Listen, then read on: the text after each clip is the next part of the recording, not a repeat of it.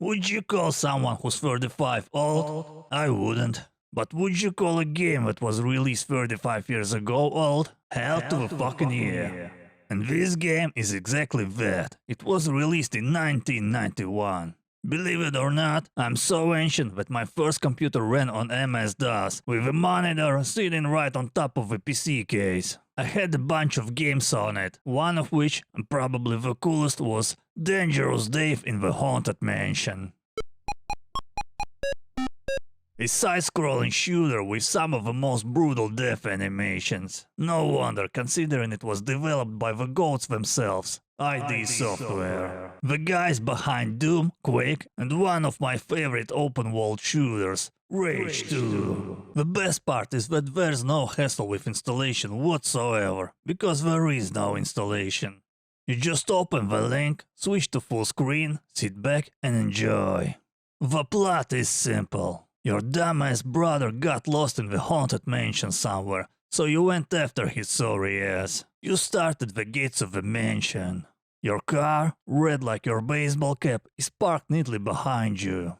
You climb a tree and jump over the fence like a total badass, cause you know these deadbeats ain't got no butler to open the gates for you. And that's where it begins. You get inside and start blasting zombies and knife-throwing hunchbacks. These two are the most common enemies, and both have average health, meaning they take 2 shots to kill. Once you reach the top, there's a door leading to the next level. A really cool thing I like about this game is that before each level, it shows you the floor plan and your current position by placing your baseball cap in the corresponding spot. Level 2 takes place in the attic. And that's a huge ass attic, if you ask me.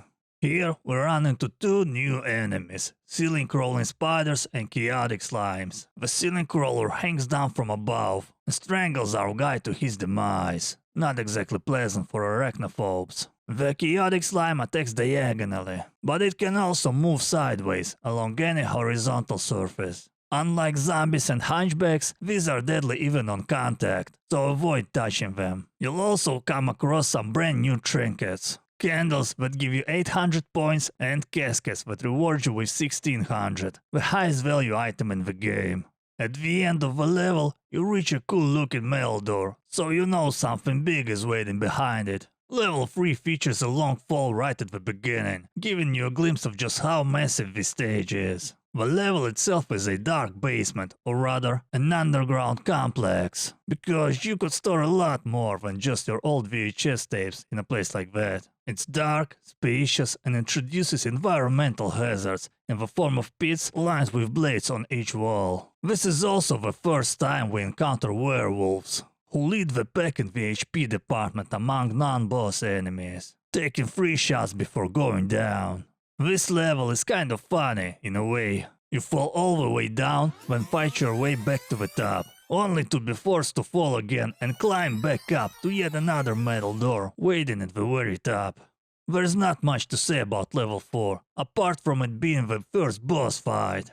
The boss is a dude about 2.5 Daves tall. You can't touch him, or you'll burn.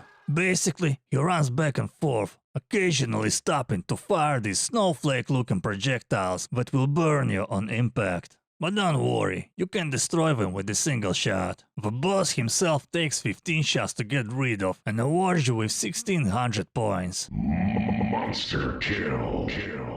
The arena is pretty minimal. A wall, 5 platforms, a door, and a passage carved into the wall. Minimalistic, efficient, cozy, if that's your thing. After spending enough time in the darkness, it's finally time to see some daylight again. Level 5 takes place in the mansion's tower, and once again we're introduced to a new enemy, the Ghost.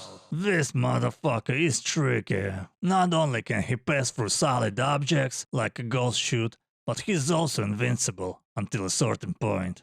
He has to enter a combat mode first. Basically, he moves towards you, and once you make contact, he stops. Goes through a short animation with a distinct sound, and only then becomes both able to kill you and killable himself. There are also spots where the ghost doesn't fly towards you at all. He's invisible. And you trigger that same animation just by walking through certain areas. Once you hear that sound and see the animation, That's your cue to start blasting first. Then ask questions second. On the bright side, you can one-shot these punks. Other than that, the level plays a lot like the first one. Your goal is to reach the top. But there's a twist. Can you guess what is it? Yeah, we then have to jump all the way back down. A true roller coaster. Level 6 starts with a what? You guessed it, another fall. Hey, if it ain't broke, don't fix it. And this level is a real motherfucker. At first, it feels like the most convoluted stage so far, and the sheer number of assholes trying to waste you doesn't help. But it's also incredibly eerie and atmospheric. I actually think it's my favorite visually. All those skulls lying around and skeletons embedded in the walls, it just feels right. Plus, it's level 6, Devil's Number. It's also the first stage that invites you to play tag with an unkillable enemy, a hovering flaming skull. This skull is the real invincible, but it's also quite a dumbass and can travel through solid objects, so you can trap it into endlessly headbutting a platform. After that, you know the drill, get to the top. Level 7 is kind of hard to describe. It's another huge ass basement.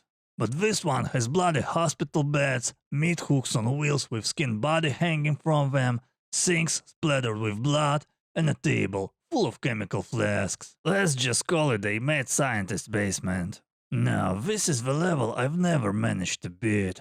It might not be too hard, but I've never had the patience.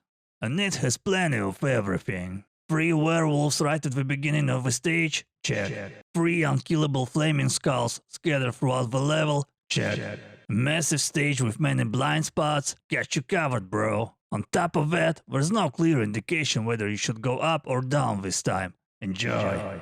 Level 8 is the final boss. It's just a hovering head that moves left and right. Like the first boss, except this one does it mid-air. It occasionally stops to shoot fireballs at you. These can't be destroyed, so you'll have to dodge them. The second attack is these chicken leg looking projectiles that burn Dave on impact, but those can be destroyed. Each one takes 2 shots. Once he's dealt with, your Frankenstein monster looking brother comes crashing down, shattering the orb he was trapped in.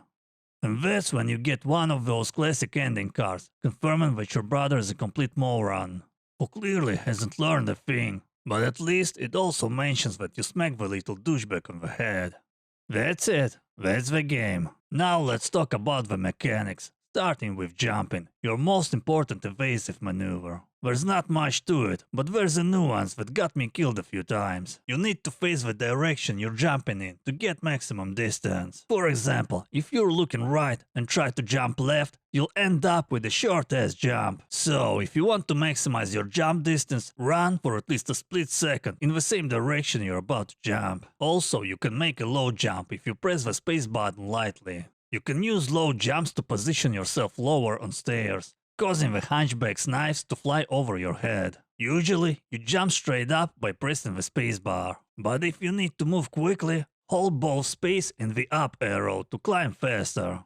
The same applies when going down. If you just want to drop once, press space while holding the down arrow. But if you want to move downstairs quickly, hold both instead of tapping. Let's get to the shooting aspect of the game. You've got a rifle that holds 8 bullets. They reloads automatically when you're not doing anything else. Now, here are a few small nuances, so pay attention to the screen. When you shoot normally, the fire rate is kinda mediocre. Same goes for diagonal shooting. However, if you stand right at the edge of a surface, whether it's a box, stairs, or a platform, and face the opposite direction while shooting up or down, the recoil stops affecting you almost completely.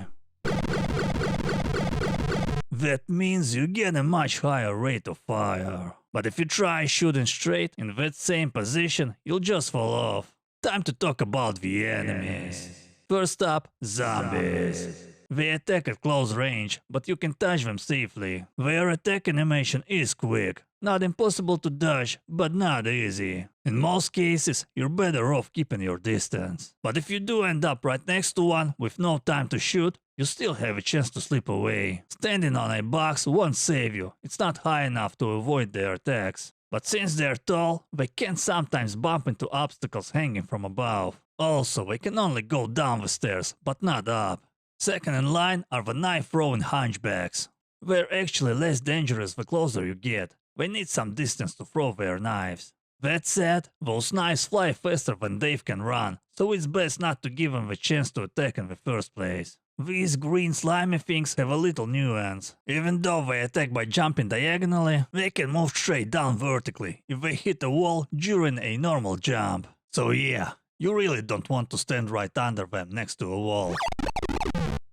There are spots where you need to climb up and spiders are waiting for you. But you can outplay them, they can see you through walls and will follow your movement. So if one's camping a hedge, just step aside and wait a couple of seconds. The ceiling crawling asshole will move, giving you a window to slip through safely.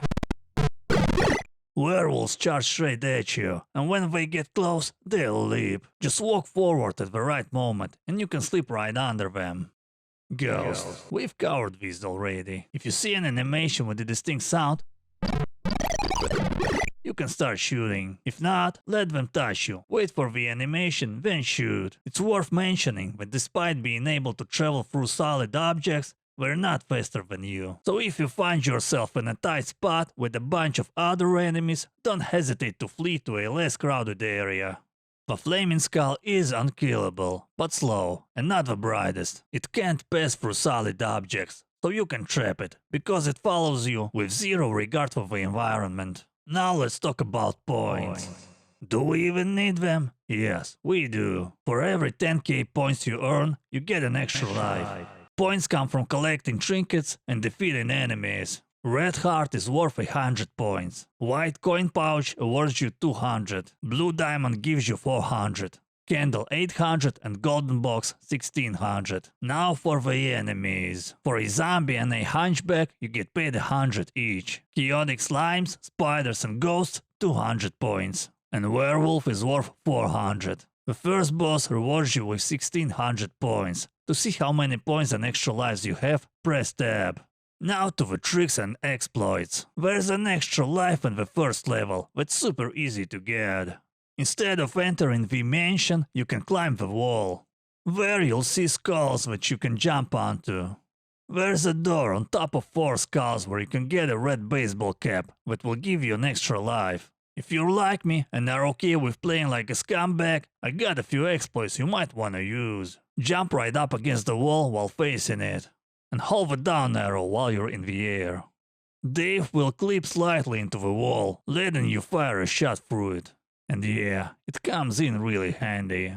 Here's another exploit you can use in level 3. Instead of jumping off the top, you can actually clip through a wall here. To do it, stand right at the edge of a platform and make short, jerky movements toward the wall. It's a bit of trial and error, but it usually doesn't take more than a minute. Once you're inside, you're safe from the hunchback's knives. So just wait for him to throw one, then jump out of the wall before he recovers. Keep in mind, your jumps will be very short while you're inside the wall, so make sure to hold the up arrow, otherwise you'll fall down. Depending on where you're playing, controls might differ. Some emulators use control for jumping, others use space, and on some sites you get the short annoying glitch sound on startup.